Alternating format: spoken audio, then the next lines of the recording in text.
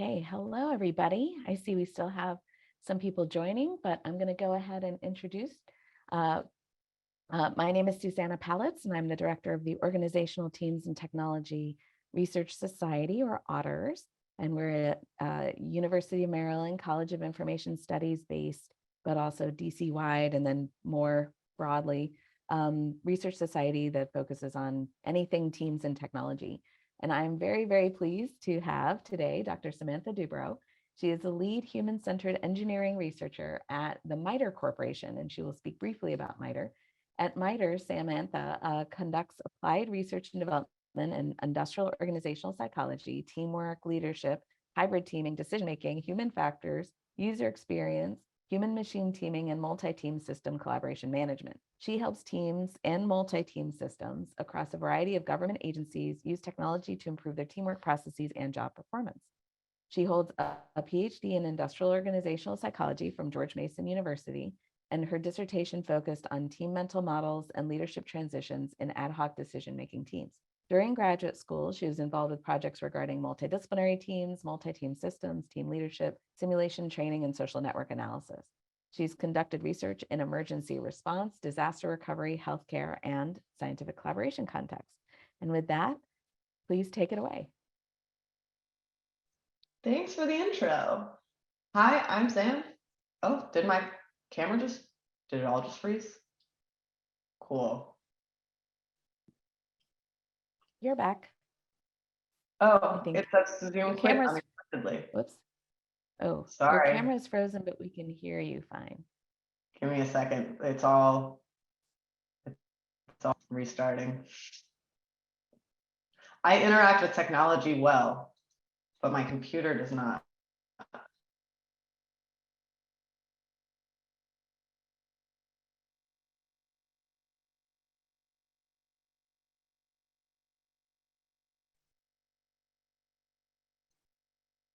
Can you hear me now? Yes, and we can see you as well. Okay. Will I work this into an example of human machine teaming during the talk? Probably. All right. Sorry about that. So I am Sam. I want to give a little bit about my background first. So as Susanna said, I am an organizational psychologist. I went to George Mason University. I went to GW for undergrad, so I've been around this area for a while. But I used to work at a government contracting organization called Aptima. And there for about 3 years, I did almost exclusively human machine teaming research. I was a project manager on several DARPA programs. And then in September of last year, so about 1.5 years ago, I transitioned to MITRE.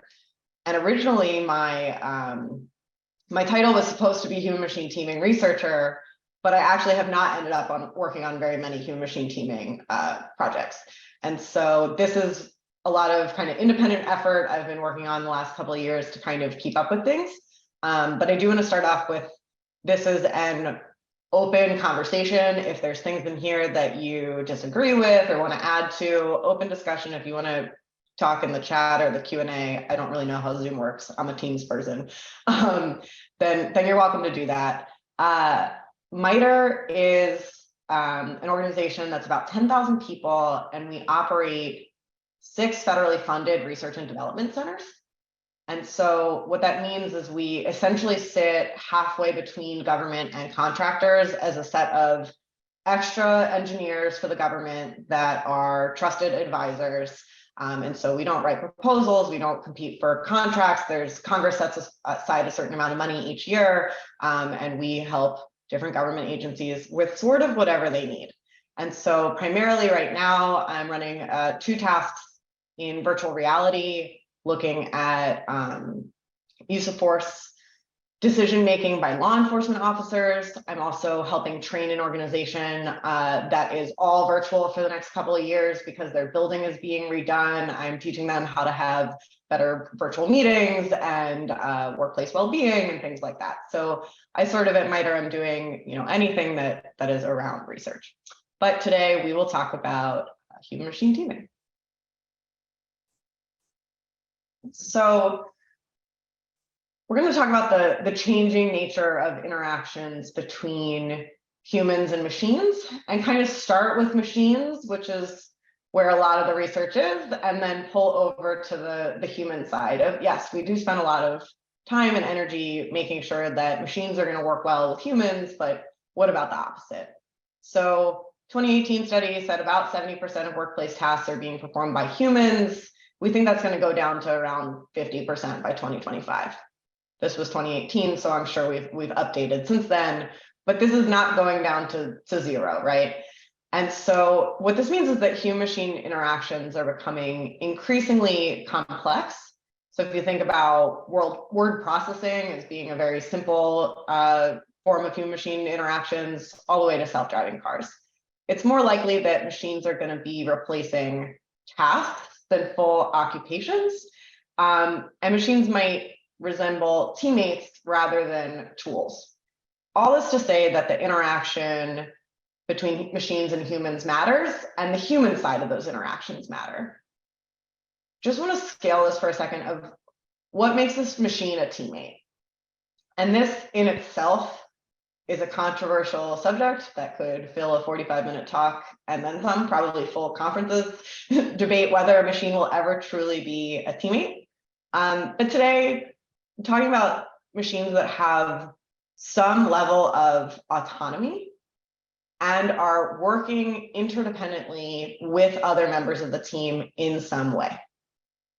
And so regardless of whether you consider this to be a teammate or like a teammate, my argument is that the principles of teaming, of what humans need to do to be good teammates, are still going to be relevant regardless. And so some human robot teams or human machine teams, which I'll use interchangeably, have shown up to 85% more productivity than human only or robot only teams. Sometimes that works better than others, and we'll talk about how. I found a lot of times when I was conducting research in human machine teaming that there were never concrete examples of what we were actually talking about.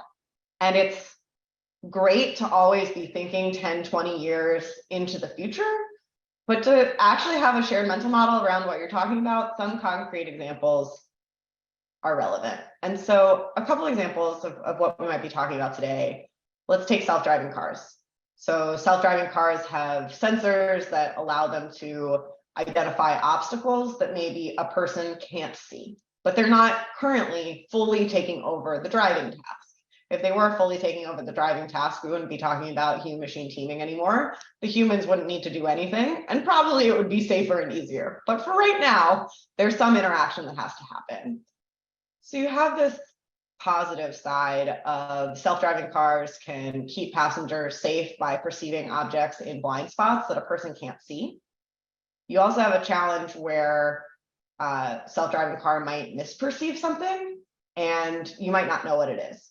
So I have a friend who was in his self-driving car, and the sun in front of him on the highway was blinding. And the car came to a complete halt in the middle of the highway because it perceived the sun to be an obstacle. And so he had to go ahead and override it, but this was a really unsafe situation. So a question here is, if a human driver disagrees with a self-driving car response, what should they do? Because in some cases, such as in the case of the sunlight, that was just an error on the part of the machine. That was incorrect. It wasn't an obstacle. On the other hand, if you imagine a car making a left-hand turn and they're cutting it too close, the human might disagree and try to swerve to the right a little bit, not realizing there was something in their blind spot. And so how do you understand, especially when there's a human and a machine that have a completely different perspective on the situation, completely different sensors to understand the situation? How are they then going to collaborate and make sure that decisions are being overridden or not overridden when appropriate? Another example here are search and rescue robots. So robots can navigate in spaces that are unsafe for or inaccessible to humans. This can be extremely, extremely helpful for a search and rescue mission. They can clear pathways, they can identify objects, which can potentially result in saved lives, right? If there are a set of humans stuck behind rubble that is inaccessible to humans, or that is hard for humans to be able to find where people are, and you have robots who can come in and help with that, that's huge. But what if that robot gets stuck and identifies objects incorrectly, is misleading the humans? This could result in waste of time and effort.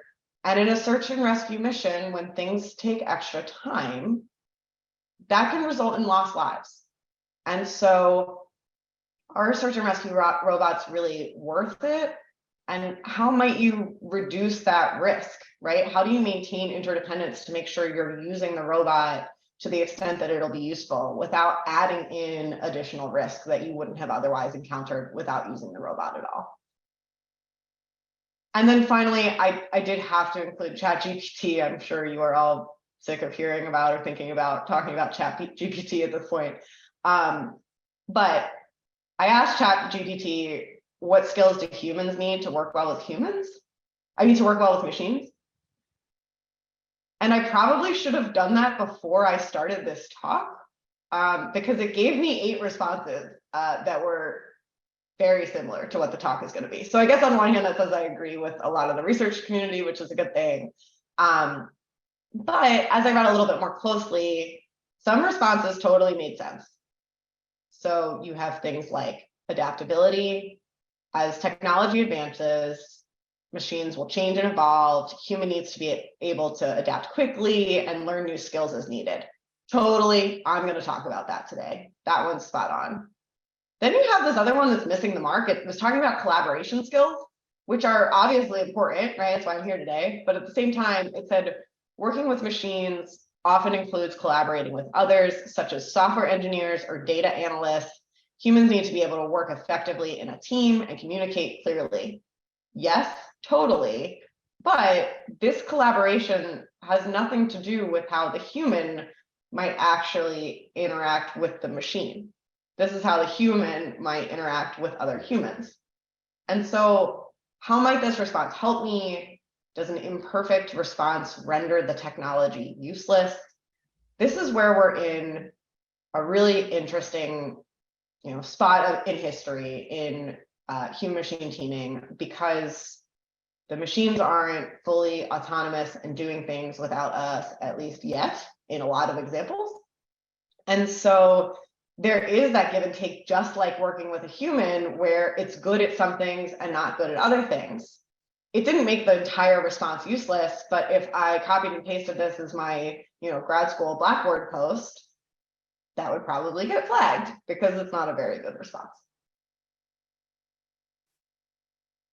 So we talk about designing machines to be helpful to humans a lot, which is incredibly important, and I don't want to discount that in any way. So we talk about machines being observable, predictable, and directable, and these are all important features of machines, but humans do need to do their part in using this information effectively in order to be good teammates.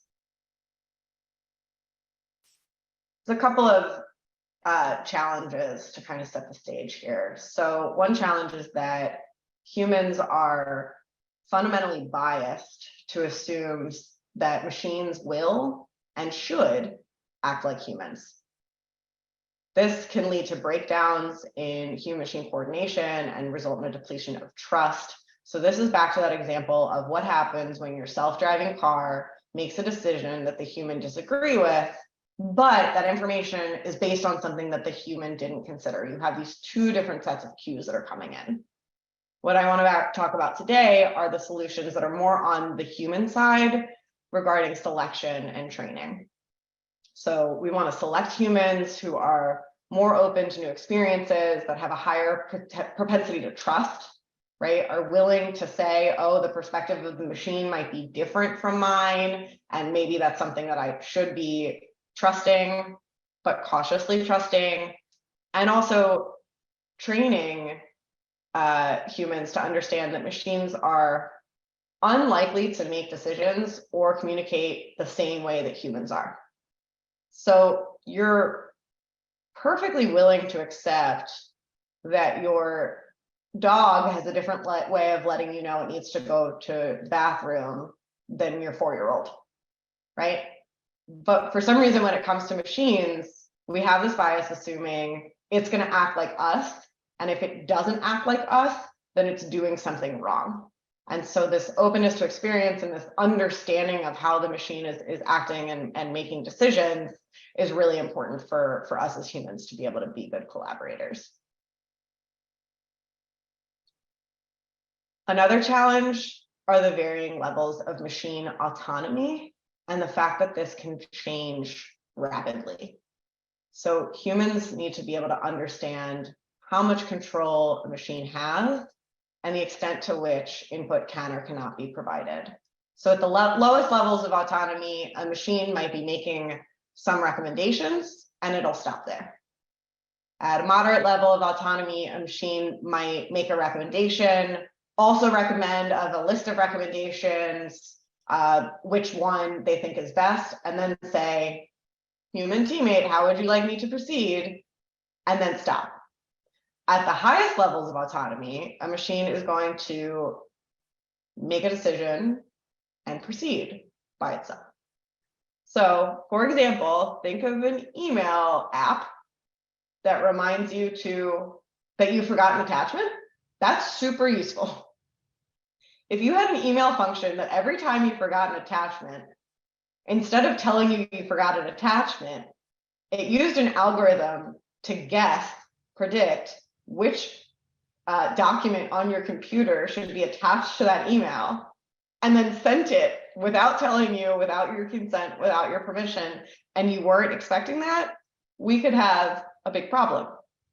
So solutions here are selecting humans that are high in cognitive flexibility and tolerance for ambiguity, and training humans on machine level of autonomy and knowing for each machine or each set of machines that you're going to be interacting with, how autonomous is this thing? What is it going to do? What is it not going to do, to set those expectations? This is exactly the same thing as working on a team at work, where you have people working from a multidisciplinary team, where people are coming from different perspectives and have a different set of expectations. This is also working with different levels of a team of people with different levels of experience. You're going to expect your intern to come and double check with you before making decisions more often than you're expecting one of your VPs to do the same thing. So we have here that smart machines and AI are changing the nature of how members of teams work together. And a lot of time has been spent on designing machines to work well with humans. And how do we design? The new question is, how do we design humans to work well with machine? And so for the rest of the talk, I'm going to do a deep dive into the processes and emergent states that human-machine teams or human-machine collaborations need to be successful. And what are some of the actual things that you could do, that you could bring back to your organization today to actually start to select and train for the predictors of some of these processes and emergent states. But before I move forward, just in the chat or the Q&A, I don't know which one you're supposed to use. What's resonating here? Which of these problems are things that you've faced before, or things that you're facing in your research right now? What's resonating with you? Susanna, what's a good place for people to chat? They're welcome to use the Q&A or the chat. I think they should be able to use the chat, and if not, can just feel free to use Q&A. Okay. So yeah, what are some examples of your own work? And this is, partially to start a discussion, but also partially to help me figure out what's a good area to focus on.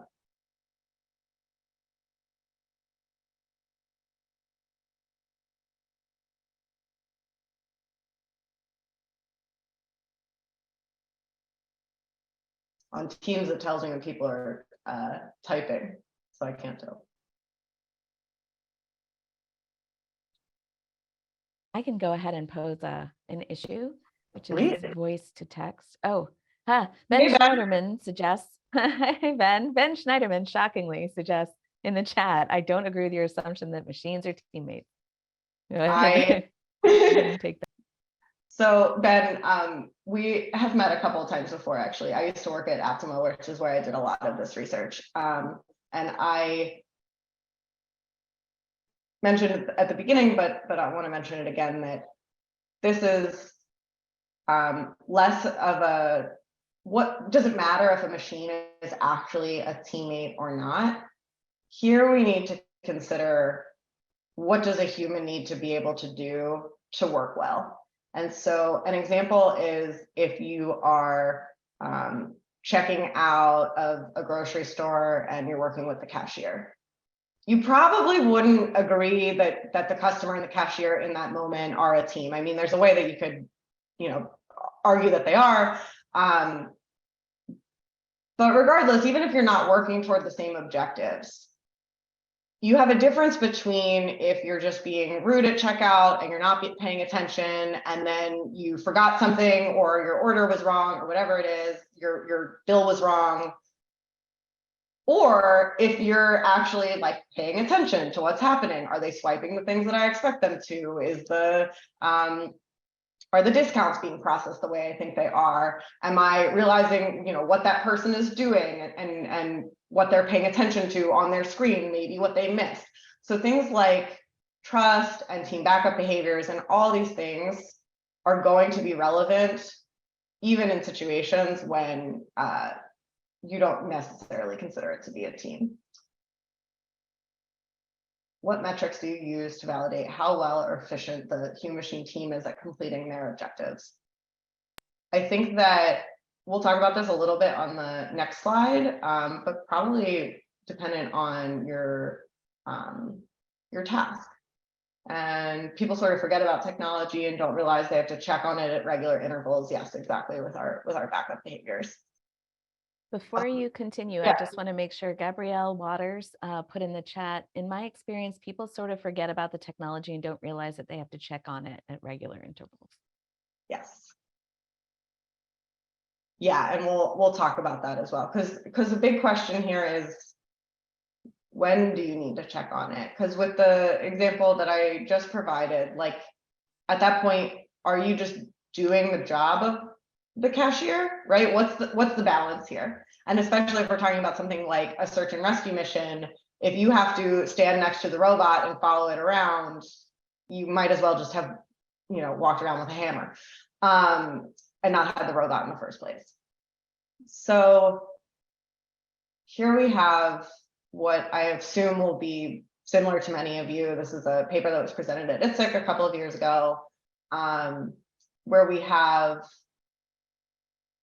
a model of our teamwork and task work, knowledge, skills, and abilities, predicting collaboration, communication, trust, states and processes that we care about.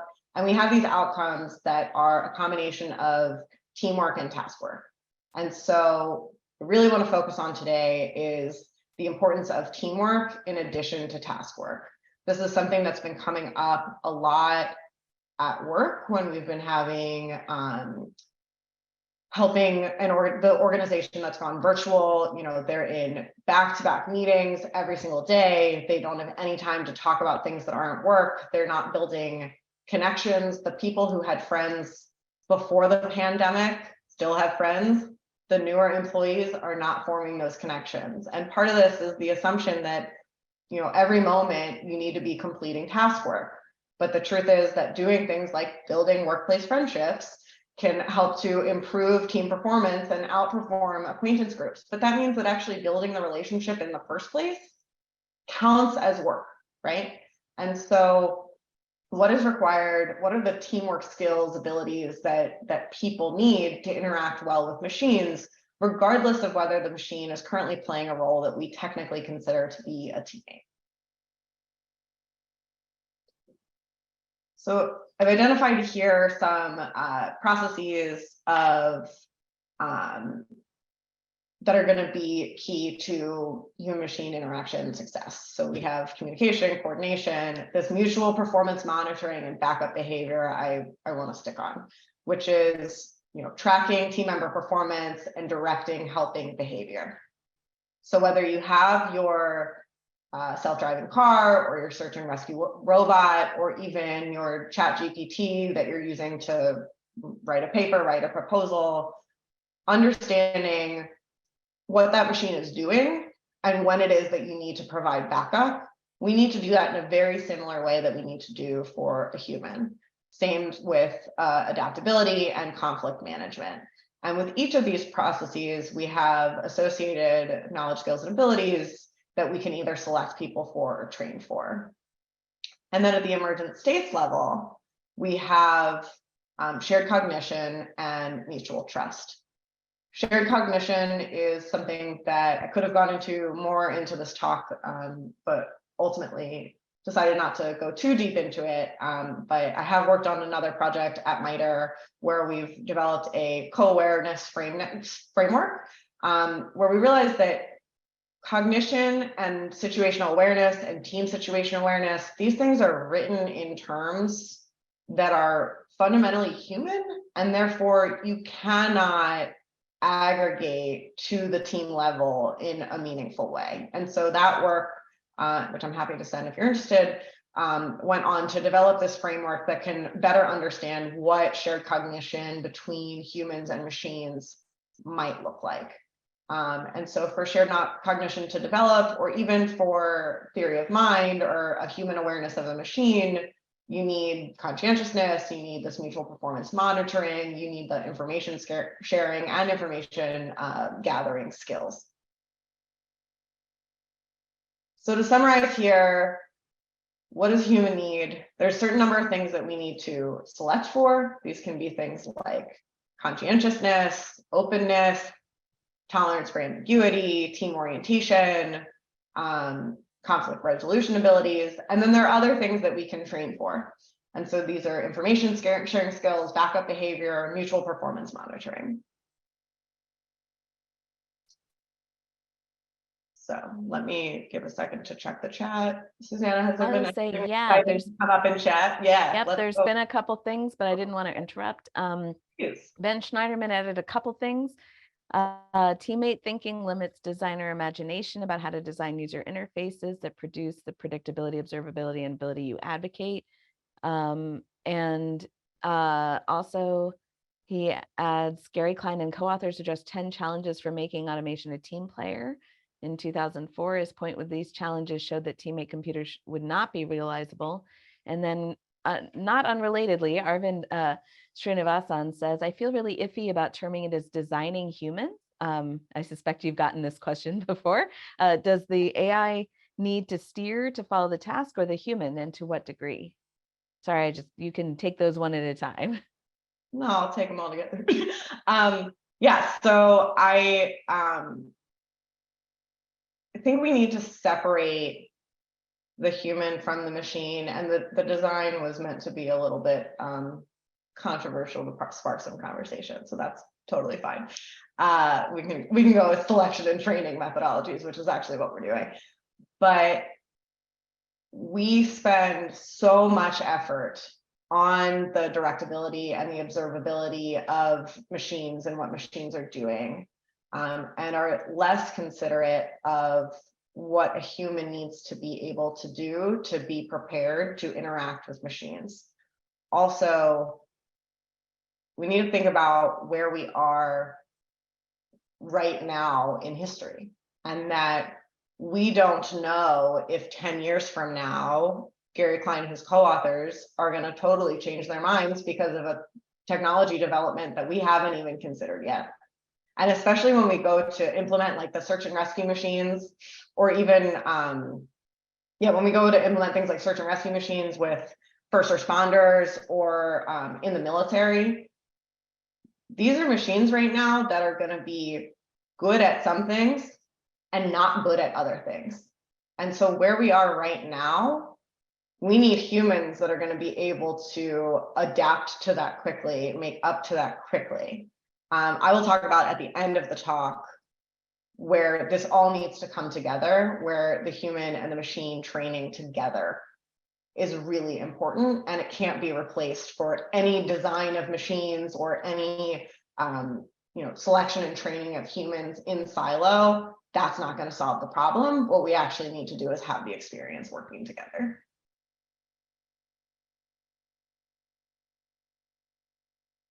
Cool. All right. Thank you. Yeah, absolutely. So some of this will look very familiar. This was originally designed for a book chapter that's for a very applied audience. So I'm assuming we have folks from different backgrounds on the phone today, which are, when we're interviewing people and selecting people for jobs, working in the applied world for a couple of years so far, and having friends who run their own businesses, we get a lot of the time. And so a lot of times I'm like, there's a validated scale that already asks about this that you can use instead. And so these are not going to be things that are unfamiliar to you, but things that you can actually use to get at some of these processes and emergent states that we care about. So with personality, we're talking about conscientiousness and openness as being two important traits here. These are going to be antecedents to adaptability and shared cognition. So conscientiousness is going to be, I'm someone who perseveres until the task is finished.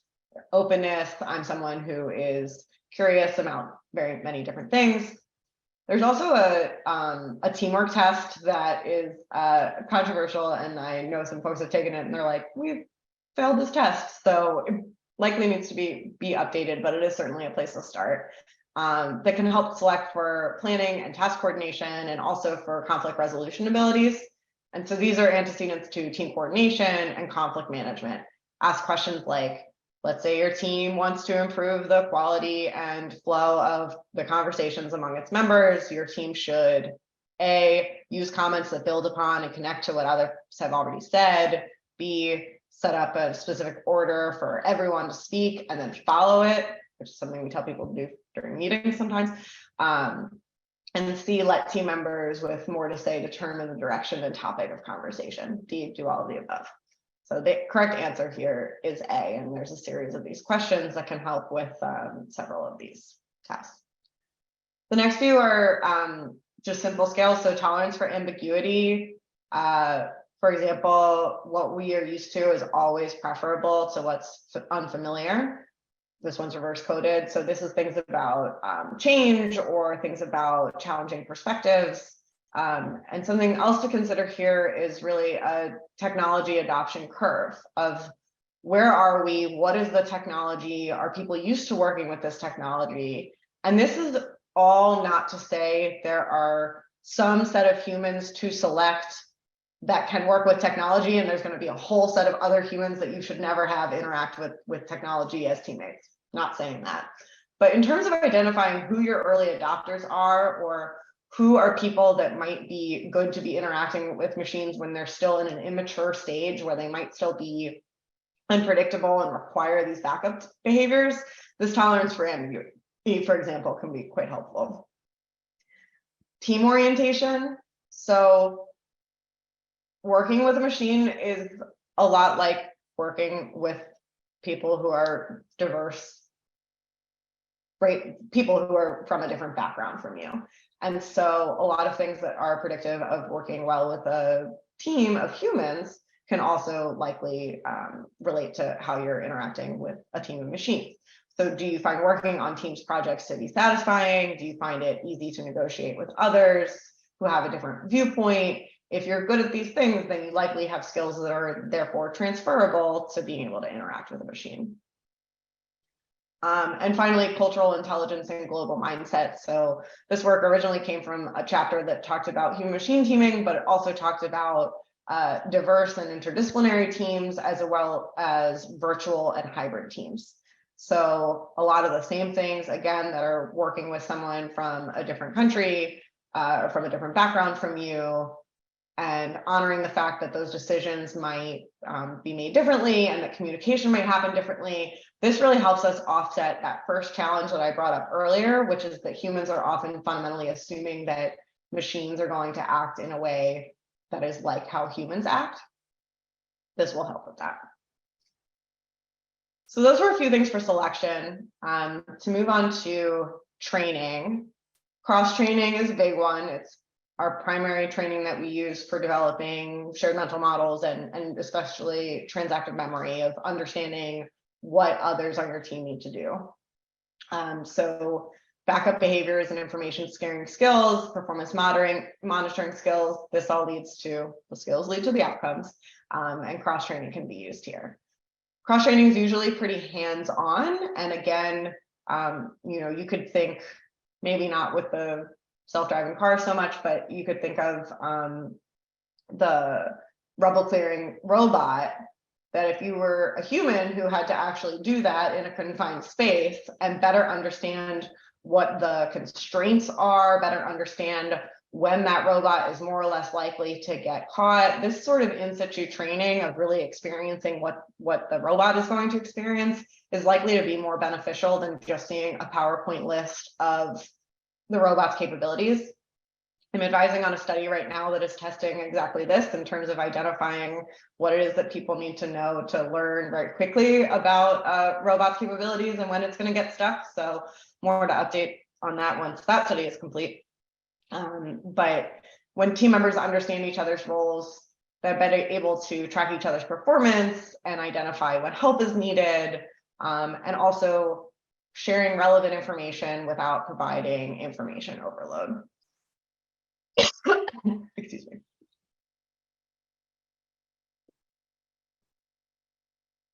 The next training topic here is perspective taking training, which perspective taking is an antecedent to coordination and to mutual trust. Perspective taking happens when you really, take a walk in somebody else's shoes and think about things from their perspective. Cross training is super relevant here, as well, in terms of understanding, what are the robot's limitations going to be when it's doing this rubble clearing activity, that sort of a thing. But perspective taking is also critical in all of the lines of research that I'm working on right now. So with hybrid teams and virtual teams where you can't see other people, currently I'm the only person on camera. There's only 3 of us who can talk. There's 33 of you here and I don't know who you are. And so I'm, the attempt to engage in perspective taking and understand how you're seeing things from your perspective is a little bit different than if we were all in person together. Similarly, in working with the implicit bias and the use of force work, perspective taking is a way to reduce your implicit biases and those effects on your decision making by actually kind of individualizing the person that you're interacting with, and instead of clumping them with the group, thinking about their individual perspective. And then finally, team self-correction training. So this helps to improve mutual performance monitoring skills, which can then help with shared cognition and team backup behaviors.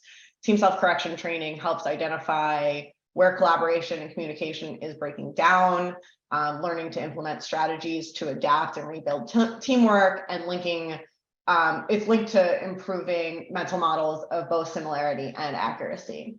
Now, this is something that is going to change a lot depending on the extent to which the machine is actually acting like an interdependent teammate, and whether the machine can engage in some or any of these activities. How much of that is relying on the human and how much is relying on the machine. Before I go into talking about kind of bringing this all together, what did I miss? Can people throw into chat anything about different types of training or selection strategies that you might be able to pull back to your organization today if you were selecting for these types of skills? Feel free to put that in chat. So a person did put in, before you started your question, but I think it's relevant, put in a question. The reason I'm reading these out loud, by the way, is because we're recording and the recording doesn't capture what you've written. Says, I'm a bit confused on the proposed direction message. I agree that users need to understand the strengths and limitations of the AI machines, and good documentation and training will be critical. However, it seems like you are shifting responsibility to the users instead of designing the user interface to provide varying degrees of control, automation, and explainability. Saying users who are more open to different kinds of machine expression Seems like a slippery slope. This reminds me of the direction which Steve Jobs once called people who are holding the phone wrong, instead of taking responsibility for bad antenna design. Yeah. Machines are tools designed for the user. Let's not forget the machine is not an individual with agency or identity to be a team member.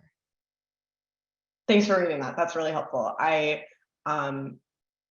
absolutely agree with everything in terms of the importance of the design of the user interface. And I do not want to sound like Steve Jobs. And so this is meant to just take one small step back and not take any minute of attention away from design and engineering and human factors and all of those things that go into creating a good machine. This is the perspective of what do we know from organizational psychology that might be helpful here, especially because we are putting technologies into the hands of warfighters before these technologies are perfect in all of these ways. And so on one hand, we don't want to wait until the technology is perfectly explainable, perfectly ready, perfectly autonomous before we provide these tools to our warfighters. At the same time, we do not want to put our warfighters or our first responders in a situation where things are going to become more dangerous because they don't know how to interact. And so the issue here is just considering what can we as psychologists add to the equation here, not can we shift the responsibility away from the development and the perfection of machines. But to put it all together, training humans and machines as teams is really what's going to matter here. There is a question on the Q&A by Mark Clark, who you know. Also important to consider, I guess this is more of a comment than a question. Also more important to consider task-oriented design, e.g. team mental models and who knows what directory structures, as well as team member characteristics. Oh, hey, Mark. Did my computer freeze? I think your visual is frozen, but we can still hear you. Okay. Mark broke everything. If I click on Whoop, now we've lost your voice. Hopefully you can come back. You're back. Yay. Apparently, if I click on the Q&A, it all freezes. Well, let me do that then. So I know that Mark said something, but I don't know what it was. He said, also important to consider task-oriented design, e.g. team mental models and who knows what directory structures, as well as team member characteristics. Yes. Which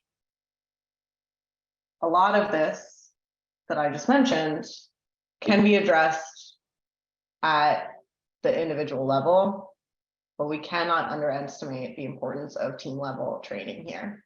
And again, coming from the perspective of the technologies that we are putting in the hands of our warfighters and putting in the hands of our first responders, and the amount of time you actually have to train with something before you are expected to use it, and then the amount of time you spend using it before you throw it on a shelf and decide never to use it, these interactions really need to be prioritized.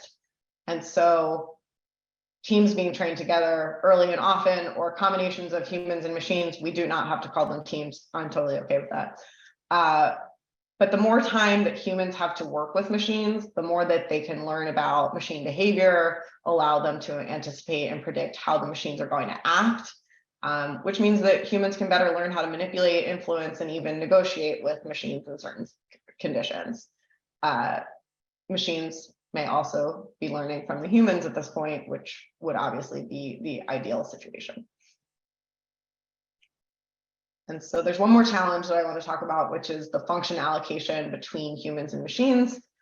Obviously, there are entire fields of study that surround this function allocation, but it can be challenging to determine how human and machines should be working together in terms of their task and function allocation. So just because machines are better at a complex calculation and humans are better at responding to unexpected situations, how do you actually combine these things together? So this is where task analyses come in to figure out where functions should be allocated, making sure that there is role clarity, making sure that humans and machines are trained together under specific conditions, particularly the conditions that they will likely be working on together in the future. And so finally, I'll close with the fact that relationships between humans and machines, whether we consider them teams or not, are becoming exponentially more powerful. And we cannot exclusively focus on designing the machines to work well with humans. We do also need to think about it from the opposite point of view. We can select and train humans that will work effectively with machines. We can also consider how functions should be allocated and whether what team interaction patterns should be. But ultimately, humans and machines need to be trained together early and often in contexts that they will work together in. Now I will take questions, but I'm not going to click on the chat or the Q&A. Susanna, I will leave that to you. That's fine. That's my job. I can facilitate. I'll start with, during some of what you last said, Arvind asked, these cross-training mechanisms make me look at human-machine teams as a form of adversarial system. If taken in this context, wouldn't AI overtake humans in being a better team player? Maybe. I guess I would say yes, no, maybe. It's a maybe. Ben further says, perfect machines are unattainable, but responsible design and management means that dangerously imperfect machines should never be used in combat or other life-critical applications. Your dichotomy of perfection versus putting on the shelf seems unrealistic. The path forward is excellent design and thorough testing. I guess that's more of a comment than a question, but feel free to respond. No, I mean, that's perfectly fair. And that is a dichotomy, but it is often what happens when we hand things off. They get handed off and they're told to use them. And if they stop being used, they're never used again. And this happens over and over and over again. And so obviously it depends on the type of technology that we're talking about, but we do need to think about the humans that we are handing these things over to and how they might be used, and also letting that adoption pattern happen and letting the early adopters come in and kind of help while things are improving and so on, because things do get put on the shelf.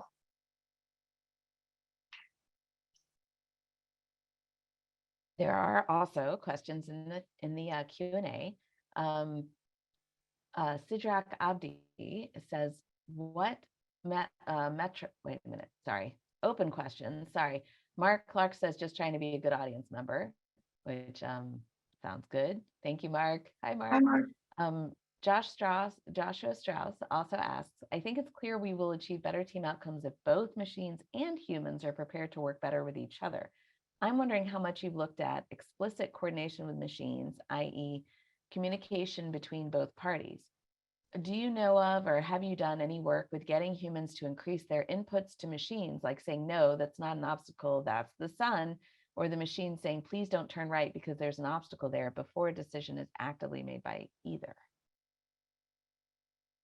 I have been on several projects where we planned to do that work, I'll say.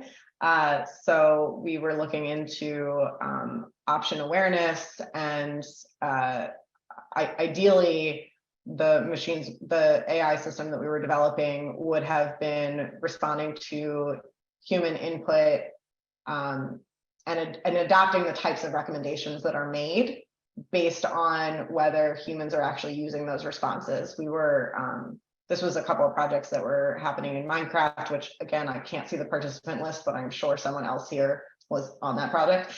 But that we were unable to kind of, because the users needed to be using the computer and couldn't actually click out of the window to provide an actual response to the AI, we needed to kind of unobtrusively and behaviorally figuring out how the AI could interpret. So anyway, I did a lot of work from kind of a conceptual standpoint on how that might work. I switched jobs before it was executed. Thank you. Joshua Strauss responds with the little pair of hands emoji. He, by the way, is a doctoral student in the psychology department here at the University of Maryland. Cool. Sorry, he's an Otters member, so I can spill his affiliation. I mean, if that's okay with him. No, it's a little late. Too late. Sorry, Josh. Are there more questions and comments? Do you have more slides? Would you like to continue with, or are you? No, I have a references slide. Okay. Yeah. I mean, it sounds like there's a lot of exciting discussion to be had on this topic. So if other people have other questions they want to put in the Q&A or in the chat, I'm happy to facilitate.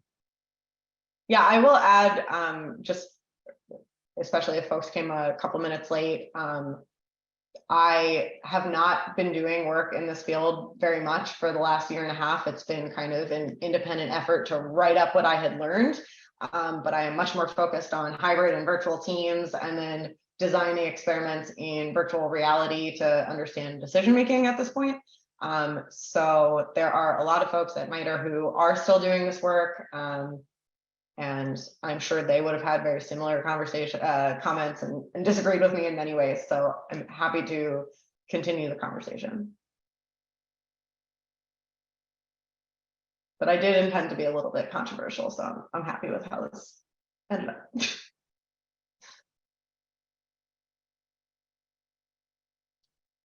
Perhaps we can have a 2-hour panel at some point about the nature of teaming with AI and robots. Yeah, it depends who's reviewing it. Right. Well, perhaps we can just host one. So oh, I thought you meant the one that we submitted. No, the one we submitted is not.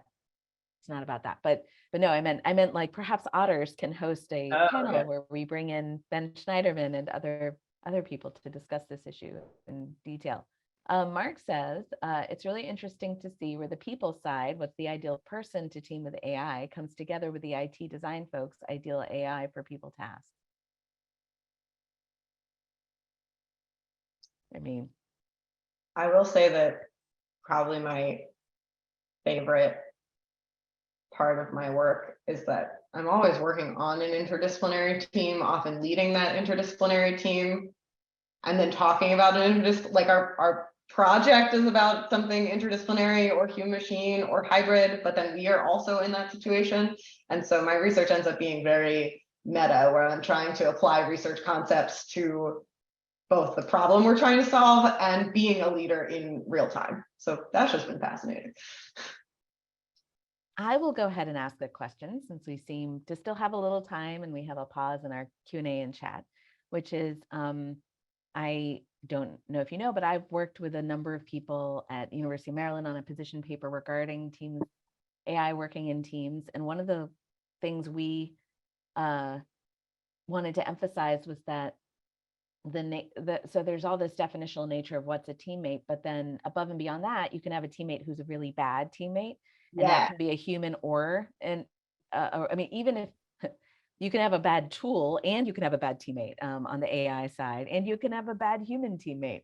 And some of the things you said about, like, you don't expect your intern to have an entire autonomy is even, maybe you have somebody who's not an intern, but maybe you don't want them to have full autonomy because they've been a misbehaving teammate in some fashion. So I was wondering if you've seen any research on this, or if it's just something we made up in our heads. I haven't seen any research on that in particular, but it is something we've spent a lot of time talking about. And it does go back to that first challenge of, humans having an expectation that machines will act in a way that is human. And it makes, perspective taking harder. And so what it's going to take you to fire your intern or kick somebody off of your team is going to be different than what's going to make you decide, I'm not going to work with this machine anymore. And I think especially as we develop machines that are more ML based and are meant to be learning from humans and human preferences over time, there's got to be a set of humans that are doing those initial interactions that are willing to have the patience as it improves. The same way that some people are good young career managers and some people are not, right? This is just, again, a function allocation thing for us as humans to be considering. Yeah, Gabriella Waters in the chat adds, it would be even more interesting if the AI was flagging someone as not being a suitable teammate. I can see that coming in the near future, and there will be lots to unpack regarding that training process. I mean, wasn't AI used during several of the recent tech layoffs?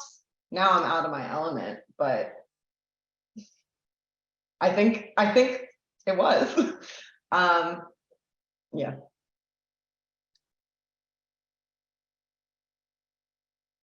I don't know. Mark Clark adds, some IT colleagues and I just put out a call for papers for the HICSS conference, Hawaii Oahu, January 2024, related to human collaboration with technology.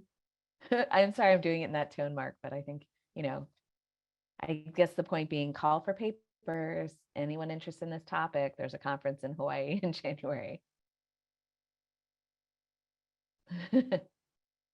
Maybe a panel there.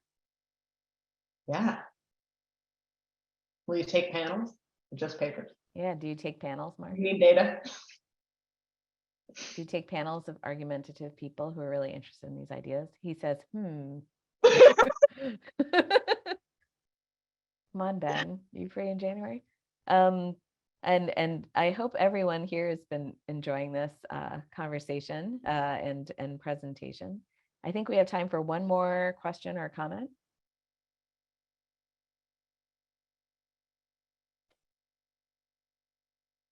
Mark does say we could do panels, not usually, but it is a great conference. Cool. Well, Ben and Mark, it was nice to see you guys again. And the rest of you, thanks for having me. I'm happy to nerd out and talk about this stuff anytime, and highly, highly open to people who disagree with me. I like to learn stuff. That's great.